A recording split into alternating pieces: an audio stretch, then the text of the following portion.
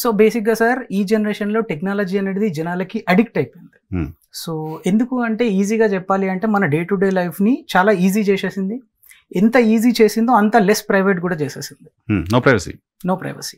So simply చెప్పాలంటే మనం వాడుతున్న మొబైల్ ఫోన్ దగ్గర నుంచి కార్పొరేట్ కంపెనీస్ యూజ్ చేస్తున్న ఎవ్రీ టెక్నాలజీ వరకు people are addicted. And also ప్రతిదీ మనం ఫ్రీగా వాడాలనుకుంటున్నాం. అదొక్కటే మనకున్న డిసడ్వాంటేజ్.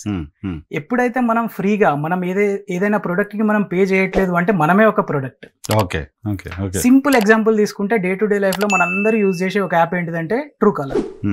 ఫస్ట్ ట్రూ కాలర్ యొక్క పర్పస్ ఏంటిది సార్ అంటే మనకు తెలియని అన్నోన్ నెంబర్ నుంచి ఒక కాల్ వచ్చింది అంటే అది ఎవరో మనకు చూపించడానికి ట్రూ కాలర్ అనే యాప్ ని డిజైన్ చేసినారు. కానీ ఆ యాప్ ని మనం యూజ్ చేయాలి అంటే మాత్రం మనం మన ఫోన్ లో ఉన్న యాక్సెస్ మొత్తం అప్లికేషన్ కి ఇవ్వాలి.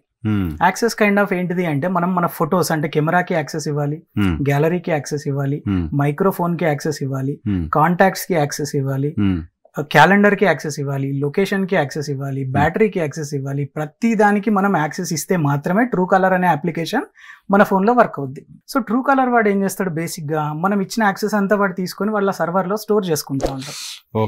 ఇన్ కేస్ ఇప్పుడు ట్రూ కాలర్ అనే ఒక సంస్థలో ఏదైనా అటాక్ జరిగి డేటా బయట పడింది అంటే ఇండివిజువల్ యూజర్స్ అందరి ఇన్ఫర్మేషన్ మొత్తం ఆన్లైన్ లో not only Truecaller sir but also any application. మనం ఇంటర్నెట్ లో ఏదైనా సరే అప్లికేషన్ ని వాడుతున్నాము అంటే ఆ అప్లికేషన్ లో ఉన్న ప్రతి ఒక్క ఇన్ఫర్మేషన్ అనేది ఏదో ఒక రోజు హ్యాకర్స్ చేతిలోకి వెళ్ళిపోద్ది.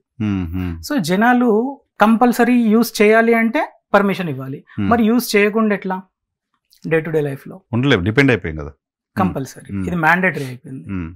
సో మ్యాండేటరీ అయిపోయినప్పుడు తట్టుకోవాలంటే మనం కొన్ని రకాల సైబర్ హైజీన్ పద్ధతులు తీసుకోవచ్చు. ప్రతిదీ మొబైల్ ఫోన్ లోనే వేసుకోవాలని కాదు. కొన్ని రకాల వెబ్సైట్ల ఆపర్చునిటీలు మనకు అవైలబుల్ గా ఉన్నాయి. ఆ వెబ్సైట్ truecaller.com అనే వెబ్సైట్కి వెళ్ళిపోయి కూడా మనం చెక్ చేసుకోవచ్చు. జనాలకి ఇది తెలీదు చాలా మందికి. సో మోస్ట్లీ ఏం చేస్తారంటే యాప్ అయితే ఈజీ కదా, ఫోన్ వచ్చేటప్పుడే చూపించేస్తుంది మాక్సిమం ఆఫ్ నంబర్స్. సో ఆ రకంగా టెక్నాలజీని ఈజీగా మీకు తెలియకుండా మీ ఇన్ఫర్మేషన్ అంతా తీసేసుకున్నారు చాలా మంది.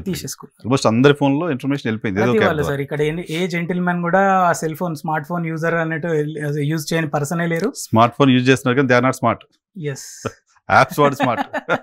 యాప్స్ వాడు స్మార్ట్, కరెక్ట్ సార్.